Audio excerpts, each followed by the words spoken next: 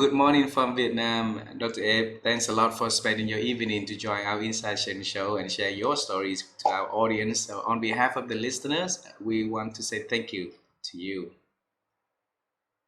You're most welcome. Good morning to you and good afternoon from this end. I'm in Los Angeles, USA, California. So I do thank you for inviting me, and I'm happy to be here. It's our pleasure. Dr. Abe, you haven't been to our country, so now you have an official invitation from me.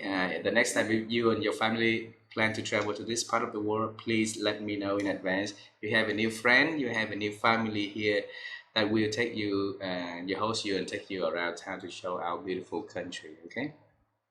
I'll be honored. I'll be honored. As I explained to you before the show, several of my friends from that part of the world, they live here in LA, in Orange County. I'll be honored to do that. Wow. Dr. Abe, in our culture, it's very honors if we can have you to introduce a little bit about who you are and the works that you do. Would you please help us doing that? Well, sure. I mean, where do I start from? Uh, Probably I'll start from now, and then if you want me to go through the background, I can. Sure. Like currently, I'm an adjunct professor. I teach MBA classes, organizational behavior classes. I have my own businesses. I have my own workshop. I'm an executive coach. I coach a higher caliber type of clients. Few of them, but a higher caliber. I do have a show, my own show, Leadership and Politics, Dr. Abraham. I do events to deal with thought leadership, emerging trends, and anything to do to serve the overall general public as a service of others. Mm. I am on that wagon. So in a way, in a nutshell, you can say Dr. Abraham is a thought leader that uses his writing to the benefits of others, to the benefit of others, Mm. and creating a positive change in our society. Wow. And that's is a reason that we would want to bring you to the show. We really admire all the works that you do, and I talked to our team and they say, okay, let's invite Dr. Ed to our show and share his works, his journey to our audience. So if anyone can find anything that they can reflect and think and learn and apply from your journey, that would be wonderful.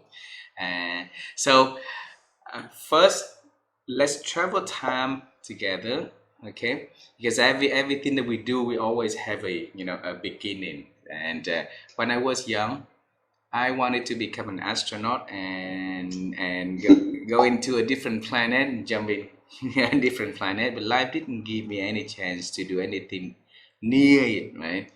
And so, Dr. Abe, when you was young, what was your dream about your future, though?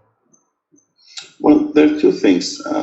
Actually, it develops with time as we grow older and we get to know what we want to do. Mm. It changes, the dreams changes, and even aspiration changes. But I've always wanted to be a scholar of sort, an authority of sort. Now, what authority, what discipline, I didn't know at that time, but I knew in my heart I wanted to be a scholar that to be of service to others, to make our world better. Mm.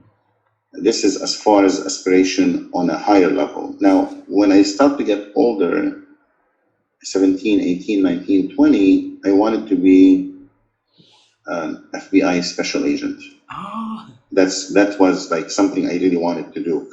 I wanted to be in that field of investigation, be of service to the community in general. But I've always thought I have ideas that I can bring to the discipline. There's something unique.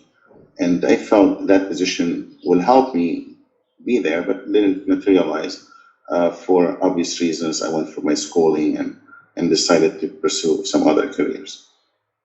So this is really what I wanted to do on academically. I was a very young age. I have good parents. I have blessed with very good father and mother. And with time, I was blessed with another mother. So I really have two mothers of sort. One is the biological who raised me, took care of me, and the other one who has given me a helping hand and still around me to be the best I can be. So I'm blessed with that, with those things. I have three brothers, two brothers, three sisters. And what else? I went to school here in Los Angeles. Most of my times is LA. Went through traditional schools plus online schools. excuse me, I have a Bachelor of Science in Management, Master in Management, and PhD in Management. But they all, Doctor of Philosophy, Management is my forte, but I'm still a student of management as well. Although I am in it, I know much about it, but in the same time, I'm still a student in learning. Mm. So the seed of want to service others happened to you when you were young. Was it an inspiration and influence by somebody in your life, or is that Yeah, yeah? parents, Tell us about parents, that. parents. Yeah, my parents, especially my biological mom. We've always been, when we're younger, we always extend the hand to neighbors Mm. and be of service to neighbors. And always been the mother, my biological mother, that was the one you always give something to the neighborhood. If there's people in poverty, people experiencing any difficulties, you don't just turn your face or body against them and turn to the other side. You actually find out what they want. Mm. And that was inspired by my mom to see what do they want, what can you do, even at a certain age when we were young, and Mm. not everybody at that time. I was like anybody else. We're just starting. The key, probably one thing, if they can, your listeners can listen here. They don't have to be rich. They don't have to be millionaires to give. They can give others and serve others at their level of the position, wherever they're at, and they can give as much as they can give. Mm. When I start giving others and I've been of service to others, I wasn't mighty or in full influence. I was an individual like anybody else, be it a student or just a teenager or even a grown up young man. But you had the power to give. Mm. You have the power to change. You have the power to serve the community you're in, Mm. whether it's a temple, church, or mosque.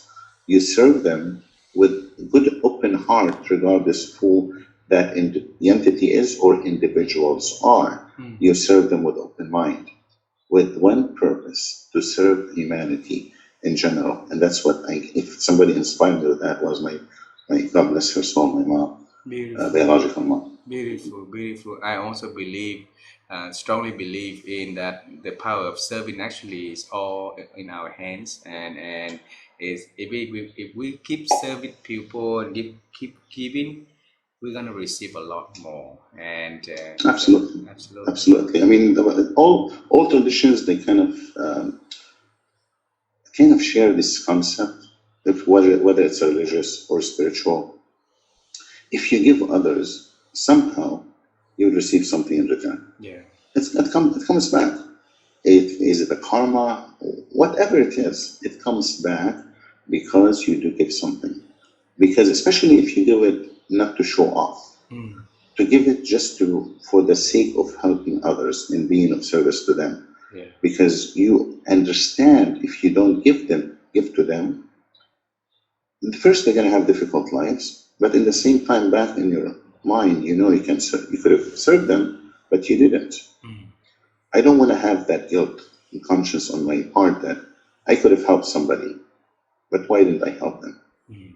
So if you think of mentality like giving is a duty and an obligation, that will be helpful to just say, okay, why would I give? I have a little bit. Even if you have a little bit, share it, because it will be blessed, regardless of what background you say. I'm not talking about religious background. I'm not talking about just a civil background. Humanity tells us, and history tells us, and experience tells us, if you do give others, Mm. regardless of what the amount is, it will be multiplied. Yep. Ask anyone. Ask anyone that gives others without by it being genuine. We're not talking fake people. We're talking people who do it for the sake of helping others from the bottom of their hearts. If you do that, it will be multiplied. Yep. All my blessings, I have a lot of blessings in my life. All my blessings comes, or they do come from me giving others, and I feel it. I feel it when it comes back. Mm. So give others, make it a point to serve others, regardless of who you are and who they are. Don't say these people don't belong to me. These people, different race, different color, different religion. Don't think like that, because if you do think in this small thinking, you will be minimizing your potential as a human being. Yeah. because later on, because eventually we're all gonna die. And I want to bring something to your audience. When we die, God who created us, I believe God created us. People don't, I don't know, but to me, God who created us, and regardless of what faith and Mm. religion we are, or even if we don't have a faith, God is not going to ask us if you are white or black, Asian or Middle Eastern, Jewish or Christian, Muslim or Buddhist. God doesn't care. Those belongings, those titles we created in humanity, in the human experience, we created for the sake of belonging, for the sake of becoming part of an establishment of sort. But to God, to the mighty, all of these are nonsense. Mm-hmm. And the sad thing about it, each one of these groups, they assume they are the chosen one. Jewish people were the chosen people. Muslims were the solution. Christians, the promised land or the heaven. And the same thing with Buddhists. The Mm. same, I mean, I've studied Buddhism as well. We're all guilty of assuming we are the chosen one. We Mm. are the one that will be saved later on. No, God doesn't look for any of that. God looks to what you served, how you served the humanity, Mm. how you served others, and be of service to another human being. If you do this, I'm no prophet, but I can guarantee you heaven. Because God is compassionate. God is a person, an individual, I wouldn't say even a person, an entity that created compassion in the heart of man for the one purpose of serving humanity. Mm. We serve one another. If everybody can have that mentality of serving one another, imagine how beautiful our world will be, right? So, Yes, yep. that's the way it should be. We are created different. You look Chinese, I mean, Asian, Vietnamese.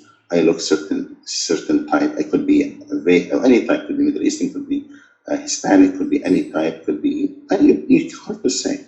The point is, each one of us they look different.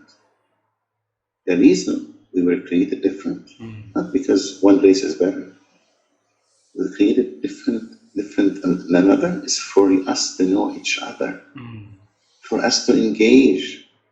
Is you don't want to have one specific race in the humanity. So heaven created humanity. God created all of us in different shades, different forms, Mm. so we can know each other. We can know about each other. We can have a dialogue. Not to say I'm beautiful and mighty and I'm this. None of that. Yeah. All of that is appearance. All of that will disappear with time. Wait until people get old, Mm. regardless of who they are now. If someone young out there, reflect on your legacy, reflect what you bring to this thing that you have, whether it's beauty, whether it's good looking, smart, intelligent, rich.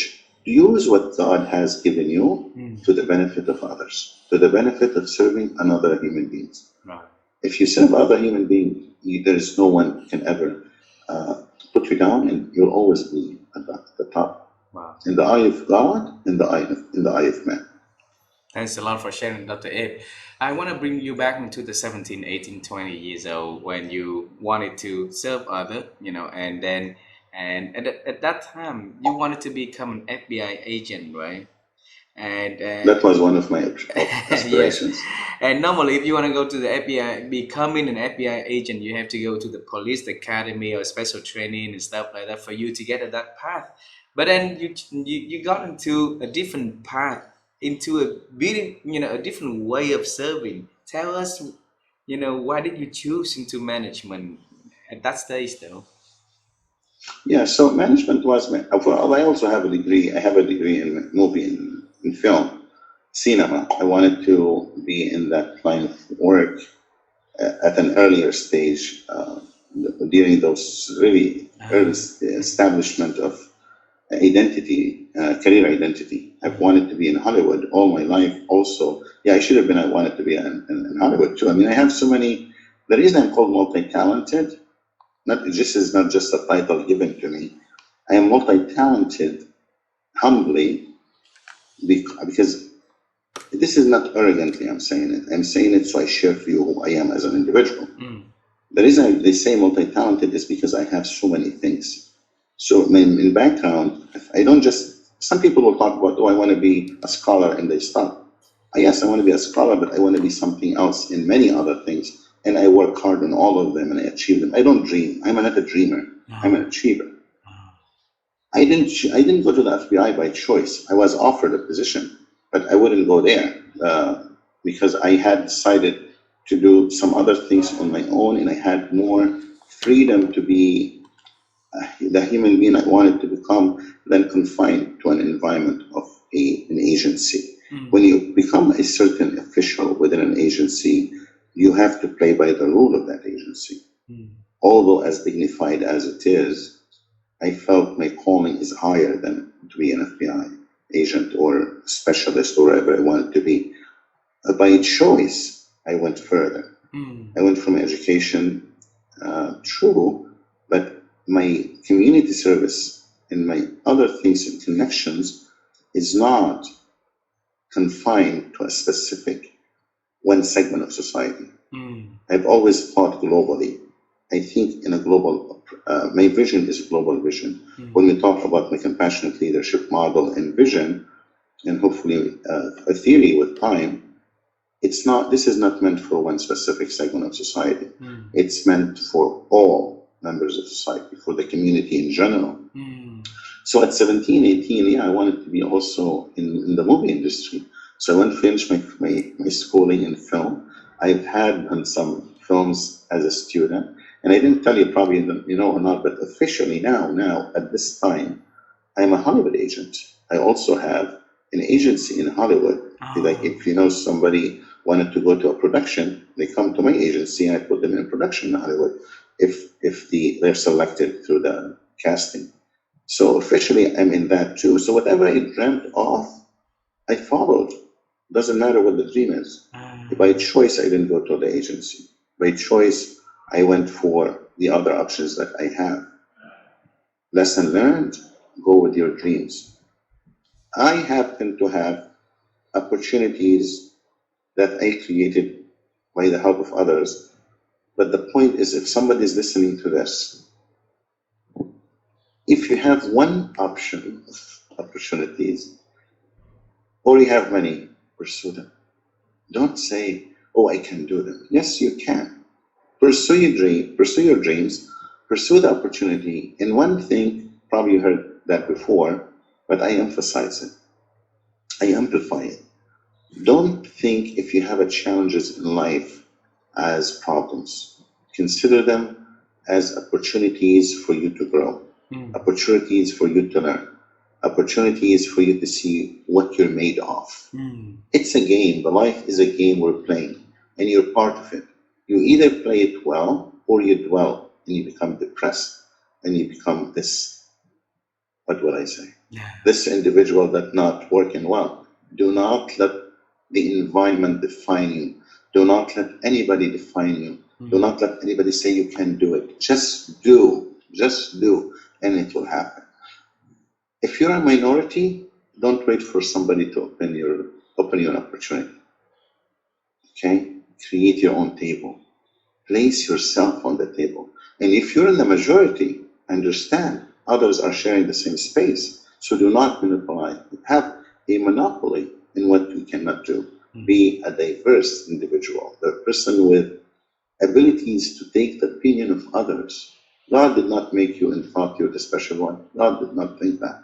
You think you're the special one, mm, fine, but you're not special because everybody thinks they are special.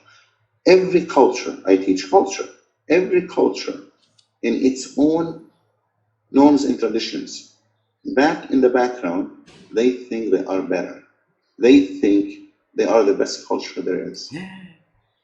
Every culture doesn't, if somebody said, no, I don't believe in so, probably they're not truthful. Unless you train yourself to be global, unless you train yourself to be for all.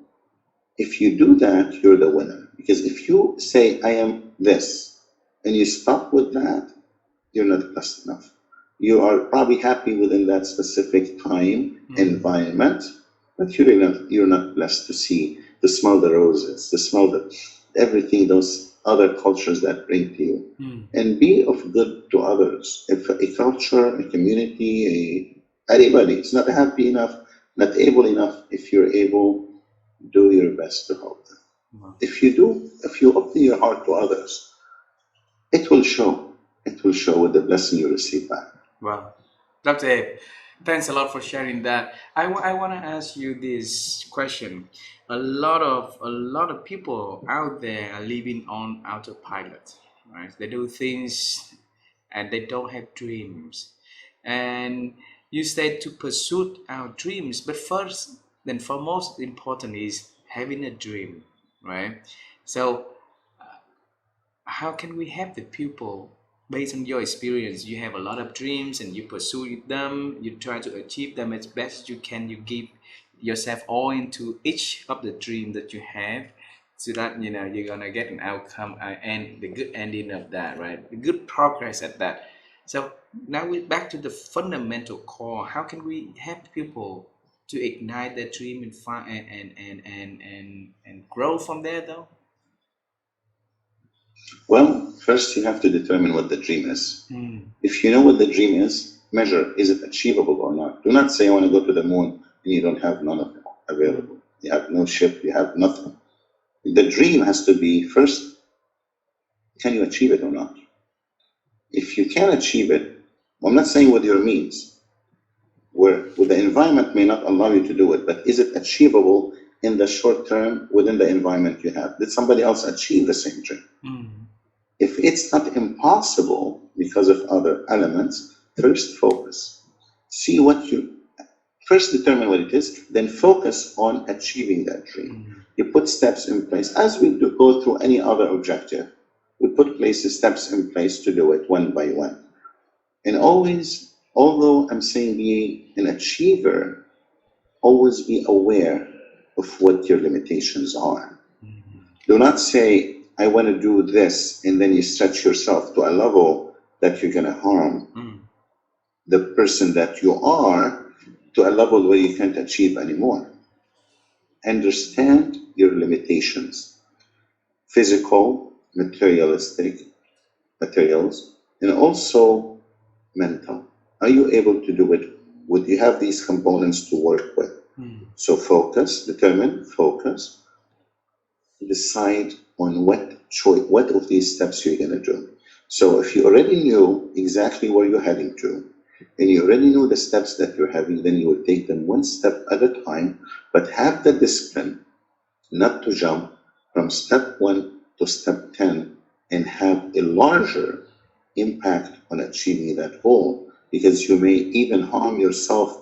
Even the first steps you created Mm. may be effective. So be patient as my journey is 25 years journey. It's not yesterday. I mean, when you tell me 18, I'm already in my 50s.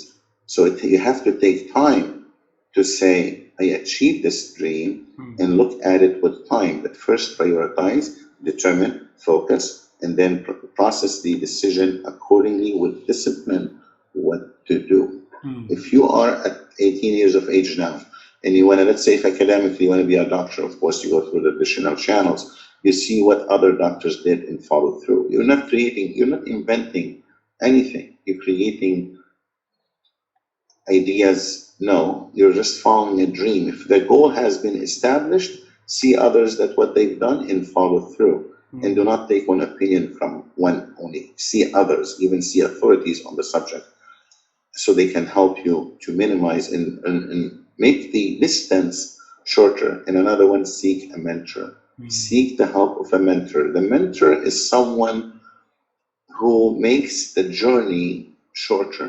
You Mm. don't have to spend 20 years. You can do it probably in 5 years, but do it properly, do Mm. it rightly. Any dream you may have, if it's possible to achieve and somebody else achieve it, and that's your dream, you can achieve it. Mm. If there's no, it's I can't, I'm poor and I don't have the ability. Seek a mentor. Mentor will help you. If you don't know math, get someone who will teach you math. Algebra, get someone who will teach you algebra. There Mm. are people, these teachers are mentors. Mm. I don't have the money. Find ways, indecent ways to do it, and then it will happen. But at no time do you give up and you say, "Oh, I'm going to give up my dreams. I don't want to go to school." If you're a teenager now, you don't want to go to school anymore. Think school is your way out. If somebody saw somebody a multimillionaire and Oh, he didn't go to school, he didn't graduate, I want to be like him. Don't be like him. Mm. Because inside in him, he wants to go to college. He wishes that he has that degree. That's why you see him always reminding himself, I don't have the degree, I don't have the degree. Because he wanted to go to college and get it. And my advice to you, finish it out of the way, first few years if you can, and then go to your dream career-wise. But have an education to back you up. At least in these classes, you learn the basics of what you need to know. Mm. As a professor, I teach my students now to be global thinkers. I don't want them to be traditional MBA students. I Mm. want them to be global thinkers. I want them to think outside the box. Sometimes they debate with me, fine. But the point is, I want them to be, when they leave me and I leave them, they reflect back on those moments that we have and they would say, yes, his advice was proper. I'm there. I know why he's saying what he said then. Mm. So to dream the dream and achieve it in a way that is practical, focus, prioritize what you need to have in life. Mm. And get a mentor. Get a mentor for sure. Absolutely, absolutely. And then when you talk about thinking it global, right? The global pandemic hits us, and then it makes a lot of it's fastened a lot of change, accelerate a lot of Yes. changes, right? And a lot of things that in management, in leadership that we used to know needs to also change. And then bring Yeah. back to the works that you've been doing for a very long time on compassionate leadership. Compassionate leadership. Tell us why you have that thought in your mind for so long. That's it. Yeah, compassionate leadership, it's a model based on my research. And of course, there are other people who are researching this, but at least my research has came up with a pyramid, which is a 7-level journey. Mm. Starts with self-compassion all the way to the seventh level, serving others. But along that, there's the next of kin, there's community, and the small community, and then the larger community, then you have the organization, then you have a community large, then society, then the serving of others. Each level of these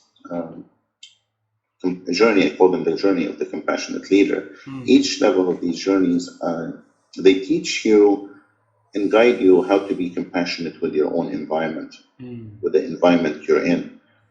It's essential, and it's based on being self-aware and Mm. mindful. It's not based on needs only. It's self-awareness and mindfulness. You can be on the top level and you realize you needed a little bit of self-compassion. You jump to the first level and you take care of yourself. You go and you neglect your duty, you neglect yourself, and you lose track of your health, Mm. and you're not healthy anymore. And suddenly you're on the top. How can you be serving others and you're not healthy? So you do self-compassion, self-awareness, mindfulness, and you go down, or Mm. you go to the level that you need to be healthy again. So Mm. you go up and down through the journey. The journey is really a vibrant journey. My book is coming on this. It's called the Compassionate Leadership Journey, or Compassionate Leadership in general. And its purpose really is to provide a platform for leaders out there to tell them, hey, compassionate leadership is something you can practice. Mm. It's something you can model in your own organization, and it will be viable to you because my research led to the following. First, 70% of people, Johan, 70% of people, they care about serving others. Mm. It's the leader that sets the tone, either takes them to serve others or serve the organization and himself. Mm. So 70 people are willing, we call those the masses. Those people are willing to go to the extra step with you if you're authentic. If you're not authentic, you can take them to the way you want. So Mm. this is something we can work with as compassionate leader. You can tap on those 70%. Only 4% of people are willing to serve others without any hesitations. Mm. And these are the shaker or makers in society. You have about 18 or so people. These people are percent. These people are individuals that were burned by others, so they don't want to give to others anymore. Unless they see the good in people, then Mm. they come back to Mm. that. So become, instead of 18, they become 18 plus 70. So you have about 80 something, 80 percentage of people. But Mm. we have to show them kindness. So that's why the advice, if you see someone is mean to you, someone is ruthless, Defend yourself, but do not be mean back. Try Mm. to give them something to reflect on or deflect on. So this way, they also could tap back onto their goodness, Mm. and then they become good again. Um, yeah, so the compassionate leadership really is a journey to help leaders out there become better human beings Mm. in serving others, Wow. serving humanity better. Dr. Abe, you mentioned about that like seeing goodness in put don't react to people, and like even if they're mean to us and stuff like that. But that is extremely hard to do for general publics, right?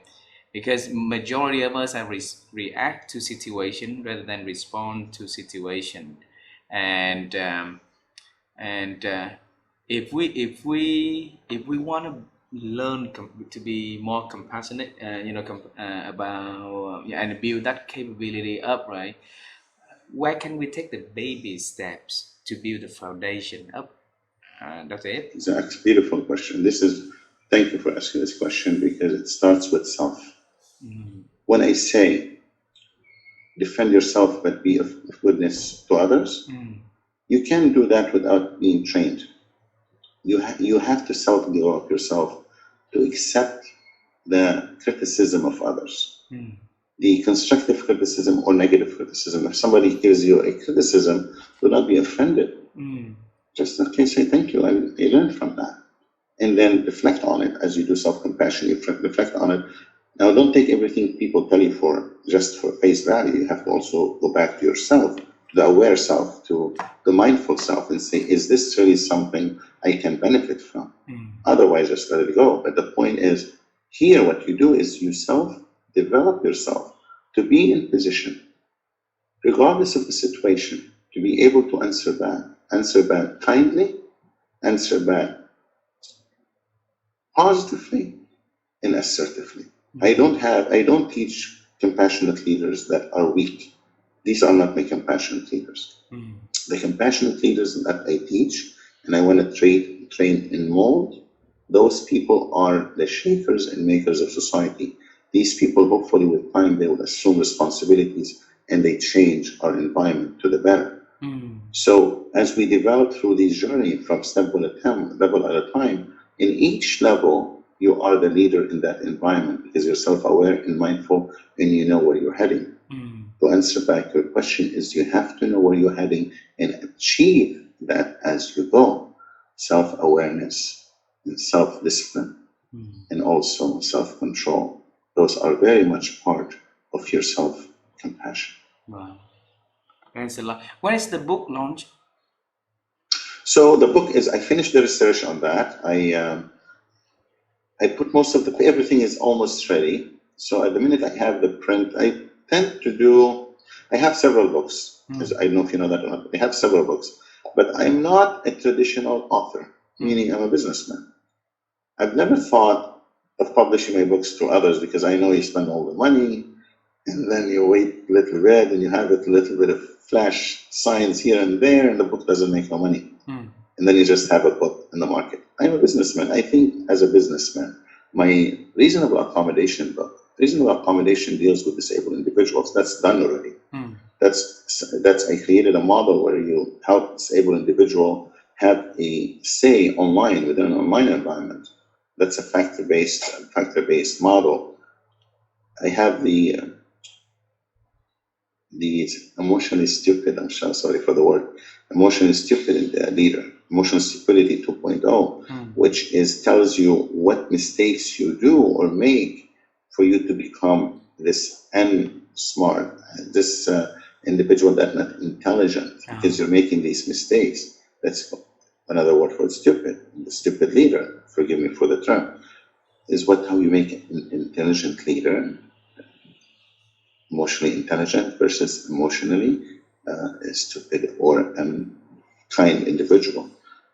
That one is another one. And the compassionate leader is also finalized. What I'm saying to you is I do not go through the traditional method of Mm. Mm. publishing. I may publish them myself, Mm. but as you see with time, I'm creating an identity. I'm creating a brand. Dr. A. Khoureis.com is a brand becoming a brand. Yep. And hopefully, when that happens, I gave my books and some of my manuscript to some of my friends. When that comes happen, then I may possibly publish them free of charge. I don't really care. Mm. What matter is, do I have the influence through these books? Are they making the difference? Mm. If I'm able to do that, they will be published all of them at the same time. Mm. Because you have spent years to build your brand already, right? Exactly. So you don't Yeah, you know, yeah. I'm not behind. I'm not like for a book. I mean, my writing is already there, so I'm Mm. not like I have a publisher to publish. These terms and jargons and what we have to be put ourselves to be best-selling author and all of those, I don't. They come from here. They go from here. I'm not into them. You know what I'm saying? It's like I don't care for that much. What Mm. I care for, did I say one sentence and one word, and people benefited from them? My motto: inspire, enlighten, educate, and share. This is what drapors.com is all about, and Mm. the brand is all about. You inspire others to be better. You enlighten them to be the different thinkers. Don't follow the tradition. Mm. Tradition will put you down, good or bad. I'm not saying don't follow it just because you want to defy it. No, I'm saying don't confine yourself to it. Respect all traditions and be with them, and have the something I've always called suspend your judgment by understanding others. Educate, educate them if they. The educate is a term that is a little bit strong. I haven't found a better one. Share is not what I meant by it. Educate is you share, give them enough knowledge for them to be aware and educated. And Mm. share is you share the knowledge you have, regardless of what it is. I just share knowledge. Before COVID, we were talking about COVID. Before COVID, I was a mentor. I mean, I have a business that's very silent, behind the scene. I care less for the back, for the visual. Um, Always private. You can rarely see a photo of me out there. Mm. COVID came in, and COVID taught me, first of all, everything is temporary in life. Yeah. If you don't put your words out there now, you'll be forgotten as you go. So I started establishing the Dr. A course.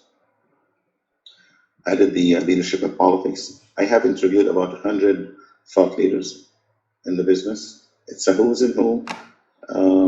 Thought leaders, they talk about their books, they talk about everything, and I learn from them as much as I'm trying to share their knowledge. Mm. I have symposiums on being optimistic, serving others, and we have a symposium coming up next year that deals with the legendary Peter Drucker.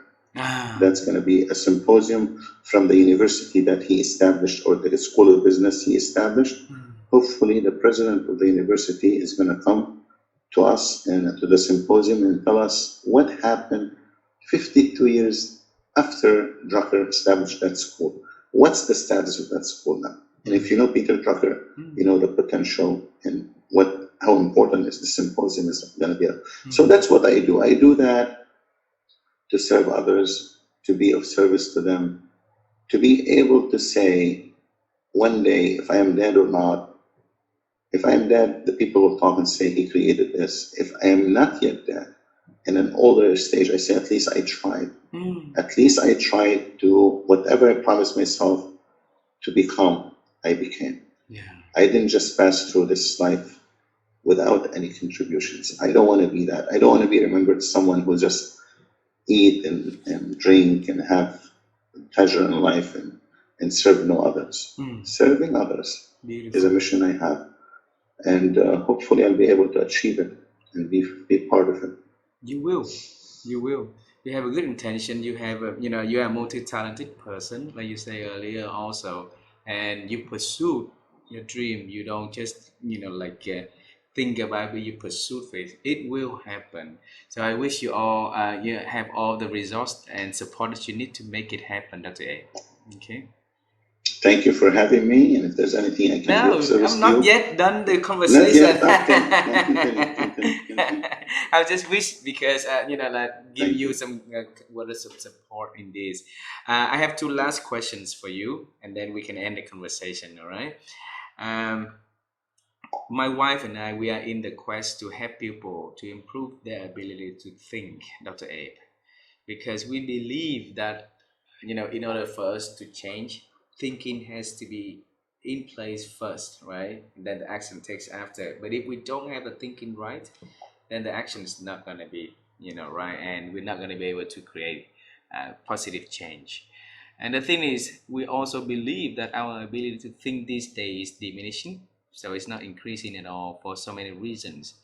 Each time we have a chance to talk to experts like you are, we want to pick your brain on how you think, so that if people out there listen to your advice, and they can, learn something from that, and then apply something from that, that we help them to improve their ability to think, the one of the most important aspects of change. So the question for you is, Dr. Abe, how have you been helping yourself to expand your ability to think? My own self, the ability to think, Yep. just think, Just think. just just just just think. I mean, I'm telling you, I'm not a dreamer. I'm a doer. Mm, So if I want to think of something, I think it comes to me naturally. See, the thing about the goodness of helping others mm, and this spiritual connection on my pyramid, my 2.0 pyramid, mm, like you saw possibly, and it's already published out there. It's a closed. The peak is closed. No high. The peak is closed, right?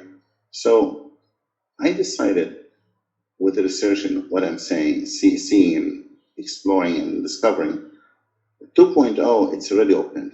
mm, Like when you have the pyramid, it's not going to be closed on top on the peak. Ask me why. The reason is this. The reason is to your answer. Because as we help others, as we be of service to them, and we reach that potential, and I want to also bring two things actually. mm, As we reach that potential of helping, achieving all these levels, and going up to the higher peak, right, to the higher, smaller peak here, I opened it up. Reason, because you cannot, as a leader, be enclosed into this uh, top of the pyramid. I opened it up so you can connect to a higher being.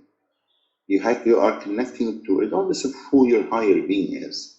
If you're religious, God. If you're not religious, you're spiritual out there. I don't know what it is.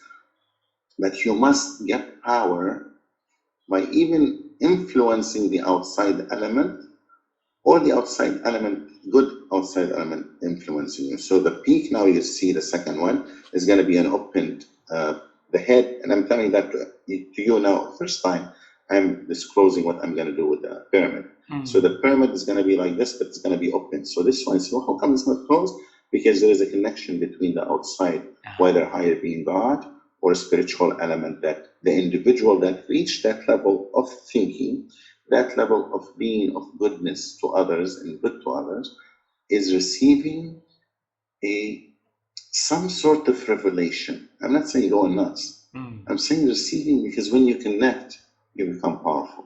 mm, And when you reach that nirvana state, regardless of what it is, there is a connection of back and forth.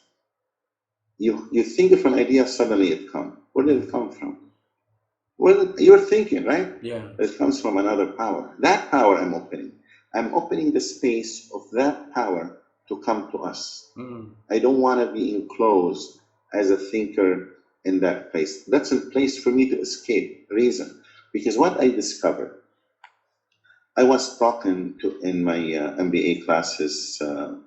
I did more like a keynote speech for Forbes School of Business in the University of Florence. I'm mm, developing those speeches as I talk, because I'm not really trained to speak in public, but although I've been in public all my life, I was a public speaker all my life, whether schooling or I've always, for 20 years or so, I've always had the classes. I talk to other people, different faces. So it wasn't an issue, but I'm not yet perfect. So what I'm saying is this. As I start speaking during the keynote speech, one or two, an idea came through. And the idea is this. There is the pyramid of Giza. The pyramid of Giza is the high pyramid. You know, that large pyramid, mm, major one, was built. And now the people who don't know, they assume this is the marble of the Egyptians. The Egyptians are the best architects, know this and know that. True, true materially. But what really happened is this: Moses came to Moses, the supposedly good leader, compassionate leader, Mm, because he followed a compassionate God, came to say to this ruthless leader we call Pharaoh, hey, come on, enough is enough. Don't do this to people. People are not slaves. People are supposed to be free. Do not enslave them. Tell them I am your highest, and so on and forth. He came and he challenged the authority. mm, When he challenged the authority, Pharaoh said, what is this guy talking about? He said, hey, he's telling us there is God. There's somebody in the higher heavens.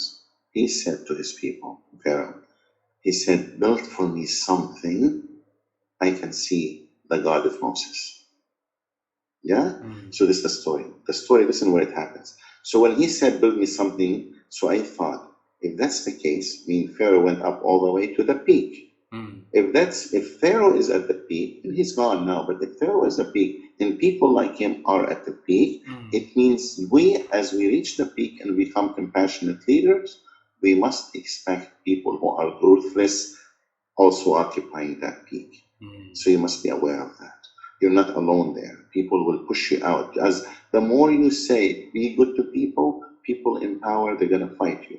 You cannot change the status quo in the environment and thinking, oh my God, people think I'm loving person. People are going to hate you.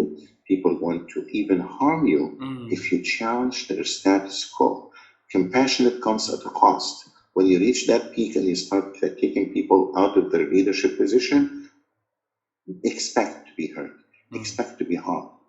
This is the leader I'm talking about. This is the compassionate leader I'm talking about. Not the compassionate leader saying, okay, no, it's okay, feed this. No, I'm talking about a compassionate leader is going to reach that peak and it's going to take power, and he or she will control the environment to the goodness of humanity. mm, We've been ruled by ruthless leaders for generations. Every culture, every country, every society, even every organization, they have every now and then a ruthless leader. But majority have ruthless leaders. Why? Because people of goodness did not speak up. People of goodness did not go to the peak and kick them out because they are so powerful. mm, So what we're saying, I'm going to open this. I'm going to open, have the connection between them so they can inspire to learn more. So if to answer the question, I think, but I also have revelation of sort. mm, My thinking come out of nowhere. I'm not taking a shower. I'm just walking in nature. I'm walking in a park. I'm writing. I'm playing with something. I'm thinking. The idea comes. This mm, is what whenever the idea comes, I think about it and I continue with it and I develop it mm, to the best we can. Some ideas really stayed in my drawer, mm. but now I learn through my blog. I write my thinking. Whatever I think, I write about. What if I have a good experience here and I feel like it, I go and write about it. Mm, And I have an experience with somebody I argued with, I write about it. I learn the lessons. I learned the lessons. What I get, what's the takeaway of every mm. experience we have? I write about it, and I am able to write about them. So I use my writing for the positive change. Wow. Thanks for sharing that. And it all comes from compassion, right? It all comes from, like servicing other as the basic from for you. And then, like from there you receive, and then that whole notion of thinking and then doing, it just comes very naturally for you. Yes, Mm. naturally true because you develop it, Yeah. because you really believe in it. You don't want to hurt. Money could come. I'm not saying don't become. Listen to our model. I've reached that before. I said in my model, I want you to be the best leader you can become, Mm. the leader you be, but in the same time, in an organization, we're going to make the shareholders the richest they are because we're smart and we know how to do it. If I'm a leader in that organization, I'm not going to say, okay, only employees.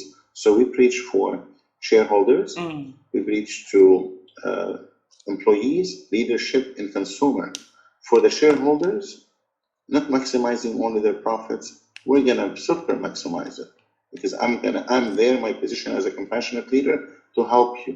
I want you to make more money because I want you to invest more. Mm. But at the same time, understand my logic. At the same time, I'm gonna be helping you true, but at the same time, I'm gonna help the employees. I'm gonna make these employees thrive in this environment, not kick them out like what just happened. 3,700 people were fired because they're losing $4 million in Twitter today. Mm. Crazy. 3,700 people. Why? their own reasons. But the point is, no, I want these people to thrive. Don't these their families, people have families? Is 3 months enough for them to sustain a living? Is that how we think as compassionate leaders or as leaders in general? What makes a compassionate leader from someone who is a ruthless leader? That's what we want to make sure and find out. So now, as a compassionate leader, no, I'm going to make you the millionaire. I'm going to bring back your 54 billion in a way that is smart and intelligent. But I'm going to make sure these people, they thrive, the employees. I want to make sure the leadership has a take in this.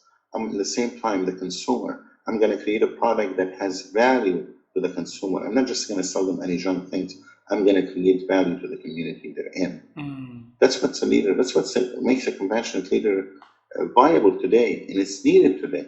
It's enough is enough to say to the ruthless leadership out there, you can do your things. It's wrong, morally wrong to say to them, continue doing this nonsense, hurting others, destroying the human spirit, destroying the human experience. It's very sad, Yeah. but it is what it is. Yeah. Last question for our conversation today, Dr. Abe.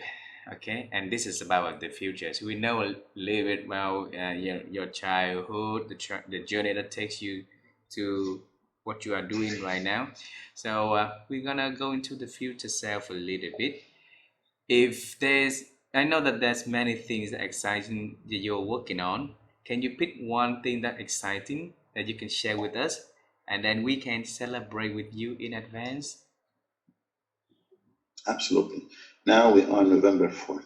So, as you know, I have so many things happening at the same time. I juggle so many projects at the same time. Some I emphasize, some I just work on silently. Now, on the 8th of November, we are celebrating the introduction of, I don't know if you're going to be publishing this before then, but if not, that's fine. I'll also talk about it. We're going to introduce it's like your question, really. Future leadership. What is future leadership all about? Does it have to stay as is, or do we have to change it? So we are inviting a 67 individual. This is the first one of many. It's going to be done every 2 years. It's a gathering of leaders. They will discuss the future of leadership. What's acceptable? What we can manifest as ideas to be modeled and practiced and implemented in society. This is what's I'm excited about this because we're creating the core of the gathering. Or how it's going to progress later on, I don't know. But we have 7 talented individuals who will share that. They will share how they would talk about future leadership in the vision, in the future, what to expect in the future. The second one I'm talking about is, if I may, I know you said one, but that quickly. That one will be probably talked. You'll be people will see that probably after you publish, which is the leadership in legendary leadership of Peter Drucker. I am inviting the president of the University of Claremont University, Graduate University, other presidents of universities, and with 2 other top leaders. We're going to discuss Peter Drucker, the myth, the man. Peter Drucker, for those who don't know Peter Drucker, is a legend in the management field, which I'm a student of. He, 50 or 70, in the 70s, 50s, 60s, 70s, and even up to a certain age in the last 30 years, he created concepts of theory of management. And he talked about management in general, what managers should become or is, and what his future is. He really talked about the future ahead of time. He's man of his time. That's why he's a legendary. And he established a school in California in 1971. That was about 50 years ago. How to for an MBA executive program. And this school of business management, it became a school of the elite now. Whoever goes to that university becomes an elite somehow, elitist thinker. So to some, Peter Drucker is a myth. Not everybody, if you say Peter Drucker, know what it is. So we're going to talk about that. And then the president will be telling us what happened to that school. Yeah. So it's really something else because I'm excited about, because I'm a fan of Peter Drucker, and to have the people who are managing his assets. This is cool. Come and tell me about it. That's very exciting. Wow. Very exciting. I'm excited for you. I think the event on November 8th, I have a friend also joined, John Spence. He also joined with you, right? John Yeah, Spence is yeah, there, yeah. yes. Yeah, so he's John very Spence is different, there. you know. Paul McCarthy is there. We have, yeah, seven people. Yeah. Seven people coming. Ken Westernick is there. So this event I'm excited about as well because this is one of many. We're introducing, as you know, I have the symposium. The symposium deals with thought leaders, and that's done every year, October 8th of every year. We did the fourth one is coming next year with Drucker. Hmm. But then the gathering, we call this the gathering because it's a gathering of leaders Yeah. that have ideas of what management could be, Hmm. it should be, or ought to be. They come and they discuss it. We just talk, we explore. We don't do nothing. We talk about it and let people, like it if they like it, and hopefully model it in their business I would and love their to organizations. I would love to participate involved to that project. So I will register and join in that event. I want to see what John Yes, will yes, say. we'll keep in touch on that. Absolutely, absolutely. Hey, Dr. Ed, thanks a lot for spending your evening to join our show and sharing your amazing journey to our audience. There's a lot of lesson learned that you share, great advices, great insights, so that our audience can learn and can apply in their life, right? And on behalf of the listeners, once again, I want to say thank you for being so generous to join our show and with the purpose of servicing others is like create a you are amazing, and we love you for that. Thank you so much for having me. Continue your success. Thank you very much. I will see you when I am in LA, okay? Oh, yeah, yeah, yeah. I'm here. I'm waiting for you. And then vice versa, if you come back to our country, let us And don't forget communicate. to Vietnam, whenever that comes, I'm here as well. Absolutely. Okay, Mhm. bye, my friend, for the time being. Bye Thank bye. you so much. Have a pleasant one. You too. Bye Thank bye. you.